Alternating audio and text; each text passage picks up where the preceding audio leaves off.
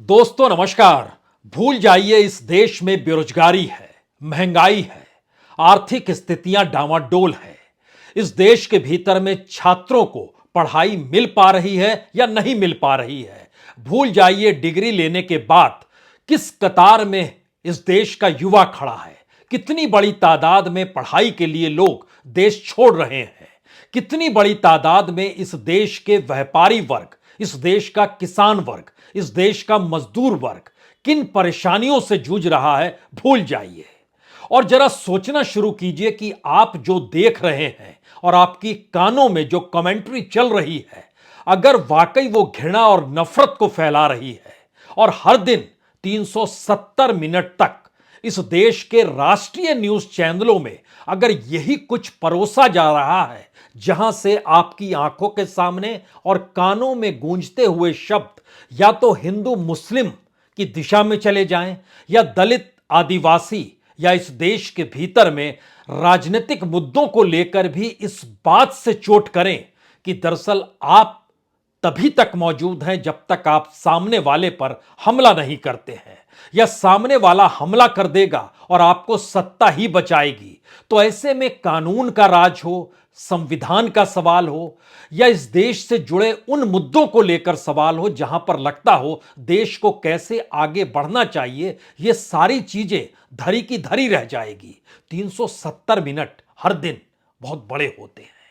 और इसके ठीक समानांतर अगर आप क्षेत्रीय न्यूज चैनलों में चले जाएं, यानी राज्यवार जो न्यूज चैनल चलते हैं, उसमें हर दिन तकरीबन 260 मिनट, यानी एक लिहाज से लीजिए तो लगभग 4 घंटे 10-20 मिनट और जोड़ दीजिए। इतना परोसा जाता है सिर्फ तमाम बहस के जरिए, तमाम खबरों के जरिए, तमाम मुद्दों के जरिए, सरकार की जरूरतों के जरिए और सत्ता के अनुकूल वातावरण बनाने के अनुकूल। इन परिस्थितियों में अगर तमाम चीजें परोसी ऐसी ही जा रही है तो आपके जहन में क्या आएगा? और सुप्रीम कोर्ट ने अगर इसी नब्ज पे अपनी उंगली ये कहकर रख दी कि जो स्क्रीन पर नजर आते हैं एंकर, उनकी भाषा, उनके बोल, उनके शब्द, उनके द्वारा जो किए जा रहे तर्क की स्थितियां होती हैं, जहां वो चीजों को आर्टिकुलेट करके रखते हैं, जो फैक्ट्स होते हैं वह भी एक तरफा रखते हैं, तो क्या किया जाए? क्या उन्हें ऑफ एयर यानी उनको हटा दिया जाए? क्या इस दौर में उनके खिलाफ कार्रवाई शुरू हो जानी चाहिए? पुलिस अपने तौर पर ढील क्यों देती है हेट स्पीच को लेकर? तो क्या मीडिया, नफरती मीडिया कि जो अपने बोल हैं वो पहली बार सुप्रीम कोर्ट ने उसे कटघरे में लाकर खड़ा कर दिया है? या इस देश के भीतर की राजनीतिक परिस्थितियों ने इस देश के मीडिया को पहले हड़पा और उसके बाद मीडिया से निकलने वाले शब्द सत्ता के अनुकूल हो गए और भारत का पूरा सिस्टम, पूरी राजनीति नफरती बोल में घुल गया और सुप्रीम कोर्ट ने कहा इन टेलीविजन न्यूज चैनलों पर ऐसे एंकरों को नहीं दिखाना चाहिए। जाहिर है ये पहली बार इस देश के भीतर में अगर सुप्रीम कोर्ट, जिसको कि संविधान की व्याख्या करनी है, उन परिस्थितियों को देखना है और उसके जरिए अपनी महत्ता को भी बरकरार रखना है, तो हमें लगता है कि आज चंद तथ्यों को ही परख लीजिए। 28 राज्यों में चलने वाले 102 न्यूज चैनल जो राज्यों में चलते हैं, यानी उनकी पहचान किसी छत्रप नेता के तौर पर वहां पे क्षेत्रीय न्यूज चैनलों के तौर पर है। जो प्रमुख हैं सिर्फ उनका नाम है, ओवरऑल लीजिएगा तो 102 चैनल नहीं, आपके जहन में 457 न्यूज चैनल आएंगे, छोटे बड़े सब मिलाकर, जो क्षेत्रीय स्तर पर चलते हैं और जो प्रभाव डालते हैं कम से कम 10 लाख लोगों पर। और अगर आप नेशनल न्यूज चैनल की बात कर रहे हैं तो वहां पर तकरीबन इस देश के 20 राष्ट्रीय न्यूज चैनल, जिसमें से 8 प्रतिष्ठान तो ऐसे हैं जो अलग अलग भाषाओं में भी अपने न्यूज चैनल का विस्तार कर चुके हैं। लेकिन इन दोनों को गिनते समय दो बातों को जहन में जरूर रखिए। हर दिन 370 मिनट, हर दिन तकरीबन 260 मिनट। और इन दो परिस्थितियों के बीच सोचना शुरू कीजिए कि वाकई अगर सुबह से शाम तक आप यही देख रहे हैं, यही सुन रहे हैं, तो उसके बाद आपकी मनस्थिति क्या होगी? तो क्या वाकई सुप्रीम कोर्ट ने बड़ा मुख्य सवाल उठा दिया है? हम इस मुख्य सवाल पर आए, इसके समानांतर 2-4 सवालों को और रखते हैं। पहला सवाल यह है कि चुनाव के वक्त जो बोल नेताओं के होते हैं वो नेता विपक्ष का हो या सत्ता का हो, और उसमें मौजूदा वक्त में जो आंकड़े निकल कर आए उसने सत्ता से जुड़े नेताओं के जरिए बोले जाने वाले शब्दों को लेकर कुछ ऐसी हवा बनाई कि नफरत और घृणा भारतीय राजनीति का अभिन्न अंग बन गई। गुजरात के भीतर दिए गए 68 भाषण ऐसे हैं जिसमें सीधे सीधे हिंदू मुस्लिम और दंगों के शब्दों का इस्तेमाल करके एक क्रूर तरीके से समाज को बांटने की कोशिश हुई। लेकिन इलेक्शन कमीशन की आंखें बंद थी, जो खुद एक स्वायत्त संस्था, एक संवैधानिक संस्था है, और स्वायत्त संस्था का मतलब यह होता है कि उसके द्वारा दिया गया हर निर्णय उस राजनीतिक सत्ता से हटकर होगा, उस पर कोई प्रभाव नहीं डाल सकता है। लेकिन उसकी खामोशी ने दरअसल सत्ता के अनुकूल की परिस्थितियां उसके तमगे के साथ जोड़ डाली। तो एक तरफ राजनीतिक भाषणों की पूरी फेरिस्त है। हमने सिर्फ गुजरात चुनाव के 68 भाषणों के एक आंकड़े का आपसे जिक्र किया है। अब इसके ठीक पैरेलल में एक दूसरी स्थिति निकल कर आती है, जिसका जिक्र इस देश के वाइस प्रेसिडेंट धनखड़ साहब ने यह कहकर कर दिया कि संसद से बड़ी कोई चीज नहीं होती, और सुप्रीम कोर्ट खुद को उस दृष्टि से ना देके बाकी चीजें कोई मायने नहीं रखती है। यानी जनता ने जिसे चुन लिया, उस चुनी हुई जनता के नुमाइंदे द्वारा लिया गया हर निर्णय सही होगा, उस पर कोई आक्षेप नहीं कर सकता है। यानी एक नए तरीके की परिभाषा गढ़ने की सोच। तो ऐसे में एक क्षण के लिए कोई भी कह सकता है, तब तो इसका मतलब है कि सुप्रीम कोर्ट की भी जरूरत क्यों है। कोई यह भी सवाल कर सकता है कि जब बाबा साहब अंबेडकर ने कॉन्स्टिट्यूशन की आर्टिकल 32 का जिक्र किया और कहा कि यही वो आत्मा है, क्योंकि यह लोगों के मौलिक अधिकारों पे जब हनन होता है तो वह न्यायालय का दरवाजा खटखटा सकता है, और न्यायालय उस कॉन्स्टिट्यूशन की व्याख्या करते समय इसी आर्टिकल के जरिए जनता को इस अधिकार से अपने आप को ढाल के तौर पर खड़ा कर देता है, जहां एग्जीक्यूटिव को भी यह पावर नहीं है कि उसके मौलिक अधिकारों से खिलवाड़ करे। यह 3-4 परिस्थितियां एक साथ चल रही है। लेकिन अगर टेक्नोलॉजी आपके बेडरूम में जा चुकी है, आपके ड्राइंग रूम में जा चुकी है, उस टेक्नोलॉजी के अलावे आपके पास कोई दूसरा माध्यम बच नहीं पा रहा है, और उस टेक्नोलॉजी को चलाने और लोगों के सामने परोसने की परिस्थितियां अगर सत्ता से जुड़ी हुई है तो फिर क्या होगा,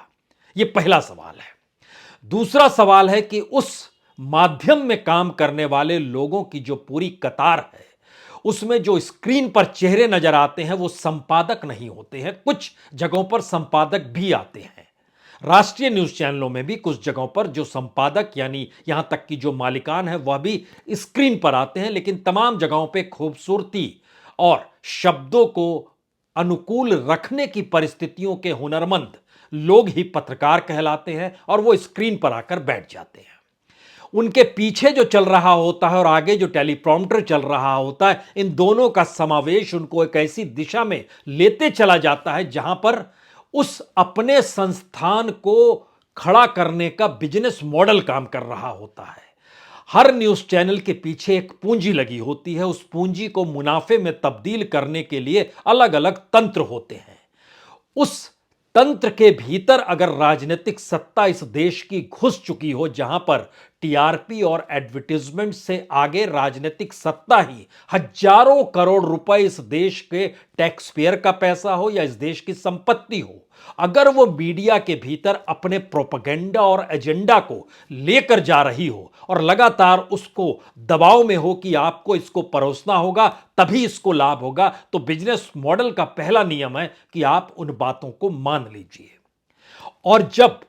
नफरत और घृणा जिसको लेकर सुप्रीम कोर्ट ने आवाज लगाई कि दरअसल अब ऐसे एंकरों पर आपको ऑफ एयर करना होगा, 3-4 बातों का जिक्र किया। पहला, एंकर को ऑफ एयर कर दीजिए। दूसरा, मीडिया बांट रहा है समाज को, इसको अब समझने की जरूरत है। तीसरा, वह मीडिया एजेंडा चलाता है। चौथा, समाज में विभाजन की लकीर भी यही मीडिया खींच रहा है। और छठा, अकाउंटेबल कौन होगा, तो जो चेहरा नजर आ रहा है वो अकाउंटेबल उसको बनाना होगा।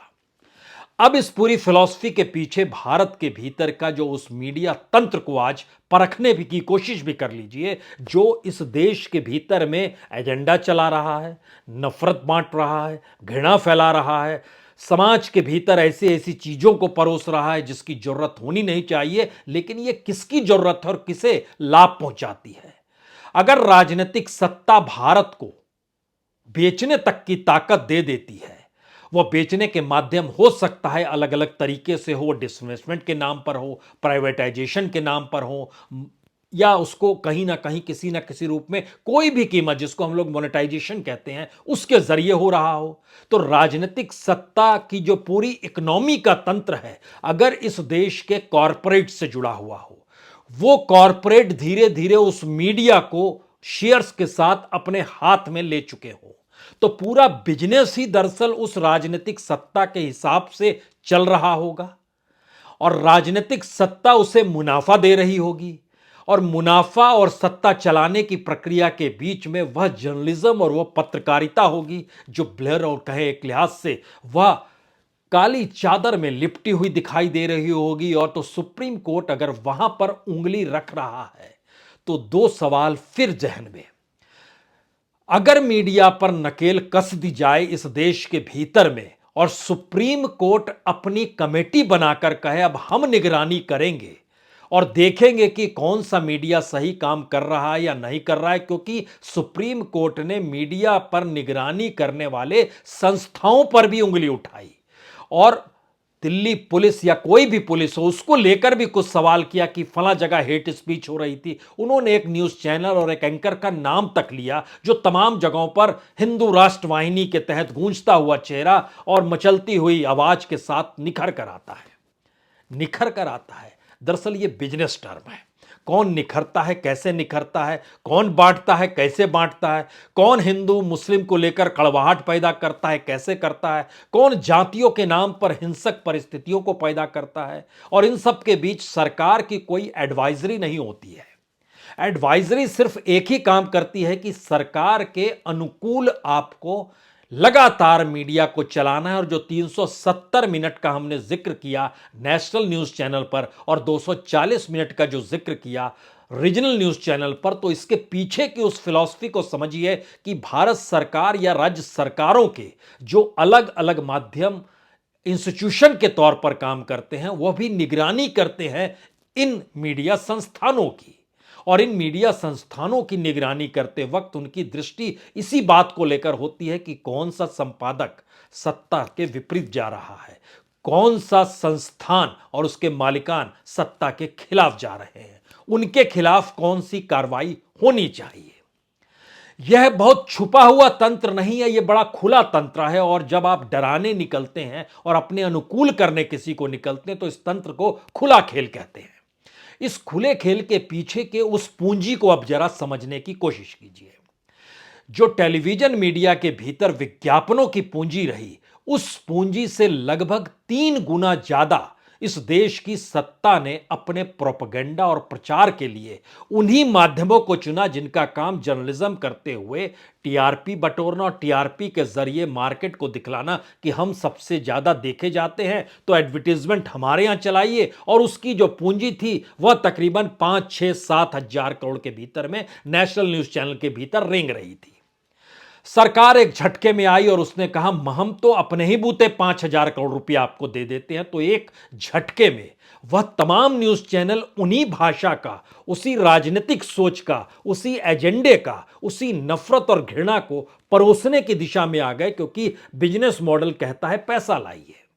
और पैसा सत्ता ही देने को तैयार है राजनीतिक तौर पर। उसको अपने प्रोपेगेंडा के साथ एक मान्यता चाहिए, क्योंकि न्यूज चैनलों की एक मान्यता है, जर्नलिज्म की एक मान्यता है।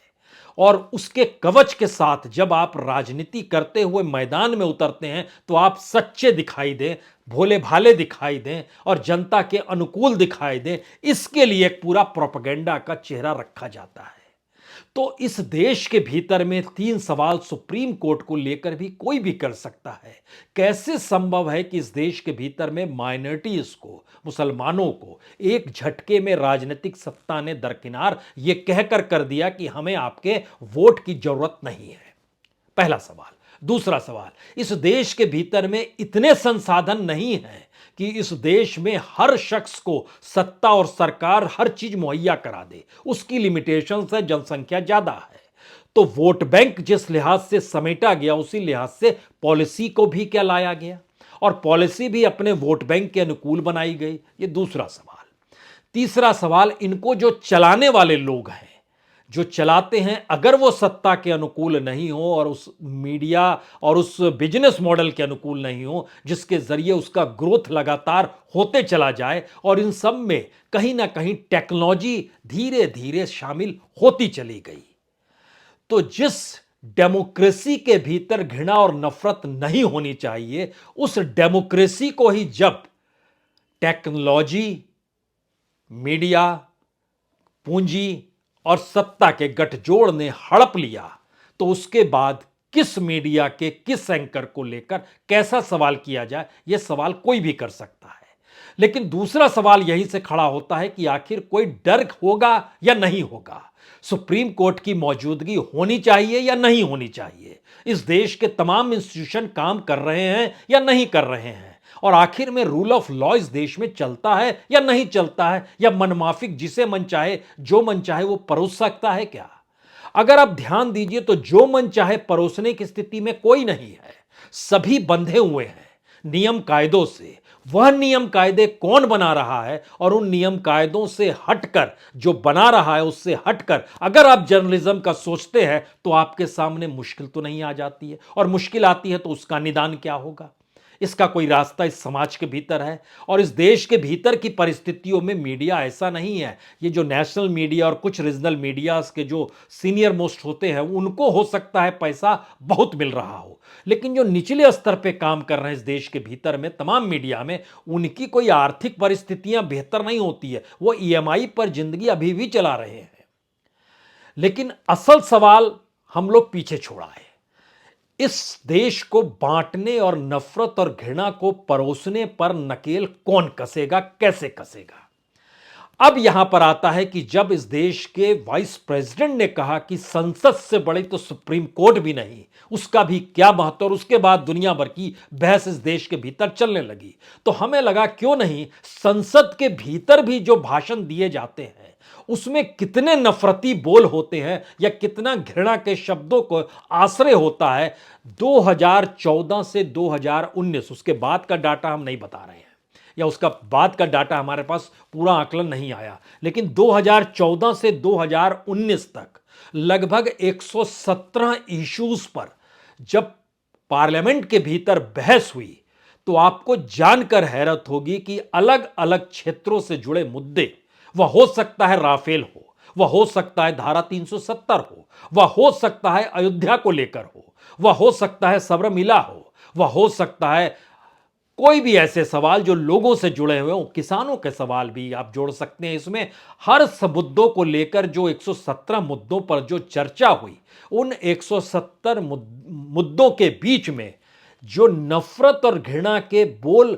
बोले गए, उसमें विपक्ष के हिस्से में अगर 2 आते हैं तो सत्ता पक्ष के हिस्से में 8 आते हैं। 8:2 का रेशियो यहां पर भी है, 80-20 का खेल यहां पर भी है। लेकिन इस नफरत के बोल में दरअसल हिंदू और मुस्लिम